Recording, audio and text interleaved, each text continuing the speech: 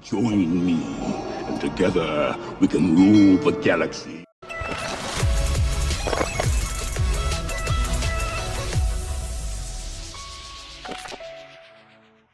Welcome to the dark side, everyone, and another Star Wars Galaxy of Heroes video. We are on the alt account, and it is week 2, round 3 of the Grand Arena Championships. Our opponent today is Crimson Windrider, who is challenging us for that first place and those 2 free ZETAS. Taking a look at the hotbot report, most of the greenies on our side, so I'd say we definitely had the advantage for this matchup. Looking at the stats, we can see we have been a lot more efficient than our opponent this season, but he has got a lot more undersized battle wins, which is very surprising considering that we always do undersized battles when we can. Taking a look at the summary, our opponent does have slightly more GP than us. Even though his total character GP is higher, our top 80 and top 65 is more efficient. We have the advantage with G13 and G11 plus characters. Once again, looking at the mod analysis and relic summary, we have the advantage. We have a total of 46 dot mods to their 31, and a total of 23 relic levels to their 11. We also outspeed them hands down. Taking a look at the meta character and key character report, we have an advantage everywhere except for their throne being a lot faster and higher geared. In ships, neither of us have any of the meta fleets, but we do have the advantage with Houndstooth being 7 stars and having him relict, whereas they only have a 5-star Houndstooth. Before going into the arena, let's take a look at our opponent's roster. So we know our opponent has more GP than us, and as we can see from the first page alone, they have very little G13s and G12s. This is a very deep roster, and we could say that it is actually very GP bloated. As you all know, we always double check our speeds before going into the match. With Vader being their boss's character at 276 speed, it is a very decent speed for Vader, especially at this GP level, and even for those at a higher GP. Most likely our opponent will use Vader on offense, and probably Piet will be in the same spot, depending on which team they take. So Piet is at 256 speed, with some really highly sliced mods. Not the best outcome for that amount of slicing material. After looking at Thrawn speed, we can see that their speed is definitely starting to drop off and starting to become less of a worry for us. Up next is Bossk, which is at 225. Our Bossk is a lot faster. Lastly, we'll take a look at Newt. He's only 260. Okay, that's it for the speed checking. No need to check more, as we comfortably outspeed them. Taking a look at ships, just looking at his fleet arena squad, we can tell that he hasn't got a lot of synergy with his ships. Although he does have some strong ships, their lack of synergy does take away a lot of their power as well. I do highly recommend that if you are trying to do better at GAC, work on at least 2 ship fleets by upgrading their pilots and their ships. So now let's hop into the Grand Arena and see what's happened on the board.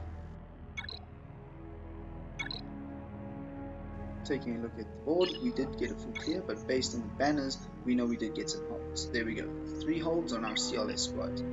Our defense is pretty average because we are mainly an heavy offense based player. Of course, at lower GP brackets, it is harder to place a stronger defense because then you run the risk of not being able to get your team clear. Especially if you want to do well in Grand Arena and get Kyber or place well at the end of the season. Because the more banners you get, the more amount of leeway you have in case you do lose a battle to a whale, for example. So our first matchup is going to be against the Bugs, Geonosians. We're going to take in our usual counter with Vader and Palpatine. This is going to be more than enough because we checked the speeds, and their speeds are really not good. Because their tenacity is not very high, we can start off with Force Crush with Palpatine's lead. Applying darts gives us the extra turn. We can immediately go into Merciless, and we get rid of the GBA one shot. From there, we're just going to start picking up the Bugs one by one. Without GBA to give her hindmind ability unique, and Bugs being such low geared, our Relic Vader can take them out with just a basic attack. And just like that, it's all over. 63 banners, do not mind if I do. Usually we start in the bottom front zone to try and see what's in the back, but we started off with the Geonosians because we know that Vader is a reliable and consistent counter, and we were going to use him there anyway. Up next we'll be taking on the Separatists. We'll be using the Padme squad for this, but we will undersize it. Now Geonosians are also a perfectly solid counter towards the Separatists with the nuclear, but in this case with the G12 Dooku I was a little bit wary and wanted to get this battle over and done with as quickly as possible. So to start things off in this battle, we want to get rid of Dooku as quickly as we can. We want to prevent his counterattacks, his stuns and his shocks, because it becomes a complete nuisance. After that, we want to bring Greef out of stealth and actually just kill him with Anakin's AoE gun, why not? Then we want to focus on Magna Guard and Loot. Once Loot's lost his one life, he's going to come back and have an immediate turn, going under stealth, prolonging his death. Generally, the Separatist team is actually a pretty good defense, but because the characters are lower geared, it's not as intimidating or as effective. Definitely I wouldn't have put Grievous in this squad because he would be much better with his droids as a defensive team on its own. Lastly, we take out Jango, who's hanging on by a thread, and it is 59 banners. Not bad, but what do we expect from a Padme squad? She's great at taking out stronger teams and even better on defense, but when it comes to banners, she's not the very best at recovering. Our next battle is up against the Bounty Hunters.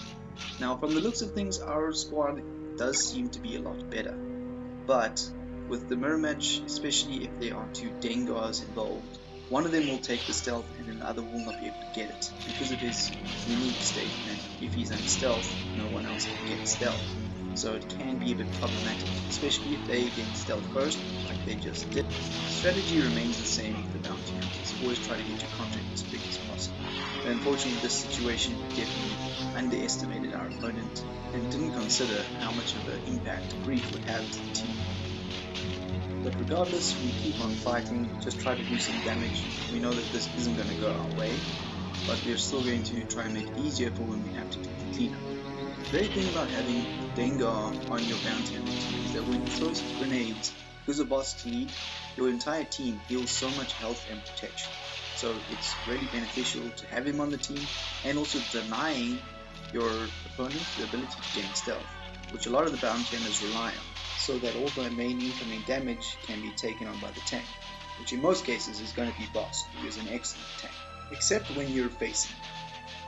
We're speeding up the footage here because it's a little bit boring watching 3 minutes of the Bounty Hunters fighting a pointless fight. And in cases like these, you don't really just want to back out because then you've lost all your progress and you've wasted your team. To make matters worse, when you do fight again, they are going to be preloaded with turn meter, and it's just going to be a nightmare from the start.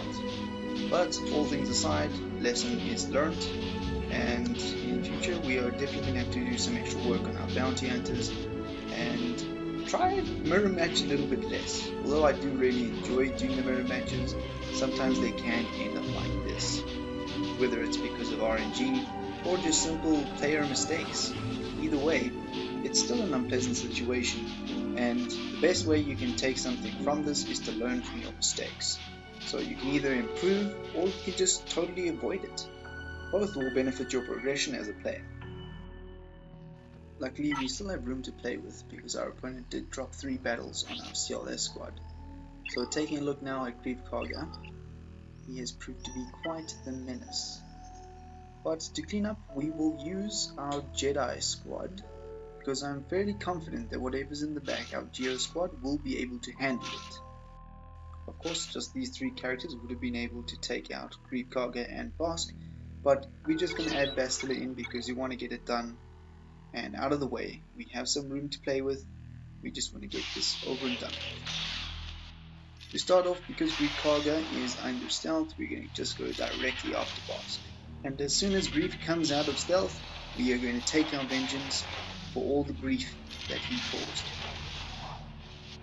And there we go, Bossk is down enough to take out Greef Karga, who is absolutely useless by himself.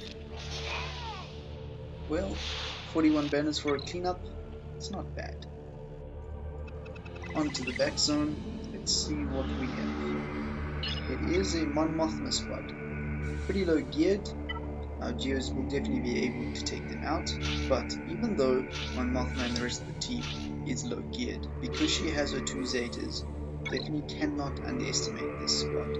With her 2 Zetas, she can be a very underestimated squad, and cause a lot more harm than what happened with the Bounty Hunters.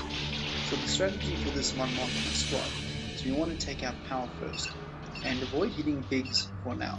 because if you hit bigs, he will get 100% turn meter on a crit. So we want to take out at least 2 characters so that when Mon Mothma does revive, she can only bring back 1. So when Biggs does get hit, he won't have the ability to start running their turn meter train. There we go, 60 banners and a smile on my face. Luckily for us that Mon Mothma squad wasn't very well geared. If it was, we would have been in trouble. Now, onto the last remaining team, the Phoenix squad, the most common filler in the lower divisions. Luckily for us, our leftovers are more than enough to be able to take them out. And unlike on the main account, we still use Thrawn, but Thrawn on this account is not as well geared. And so we will opt for a counter lead. Going into the matchup, our strategy is going to be the same as always. We're going to take out Hera first, but except now because Sabine Wren is there, Sabine is going to take their priority of Ezra, and then we will go for Chopper, whichever one comes first, and then we will leave Zeb and Kanan for last. Of course the team we are using is not 100% ideal, but it will get the job done. It still needs a lot of work on their gear, their mods, and also their ability levels. But regardless, we will still be able to get through this Phoenix lineup with our characters, even though it's not going to be the best banners, because our opponent has dropped one more battle than us. In this battle, the main use of Thrawn is to top up protection on his teammates and to control the enemy by using Fracture. Now, with the Asajj Ventress being our highest geared character on the squad, she's not only there to deal some damage, but her second ability, which is a heal, also dispels buffs on the enemy team, which really does help against the Phoenix.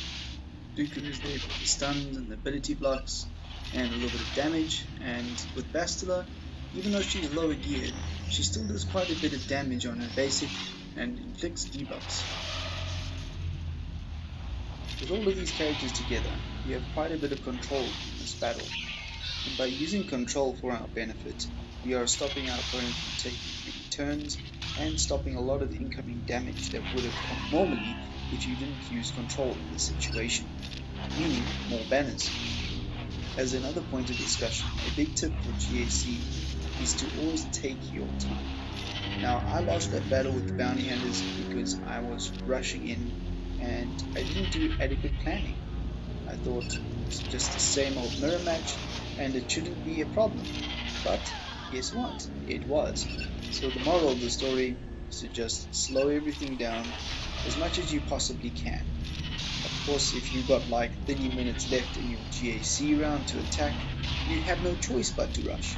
But if there is time, rather do the smart thing and take your time. So we ended the battle with 57 banners. Of course it's not great, but it's also not too bad. At least we are now finished with the ground battles and we are way ahead of our opponent. Moving on to ships, we can see our opponent did have a mixed fleet. This was expected based on the ships that we saw from the beginning of the round. We will comfortably take in an undersized fleet with our Galactic Republic and hope for some good banners. So the strategy for this fleet battle is to take out their ships as quickly as possible so that we can try our best to avoid Thrawn's Annihilate. And I will fast forward the ship battle because there's no point in blabbing on about ships. We all know what's going on there, it hasn't changed in ages. Catch you guys after the battle.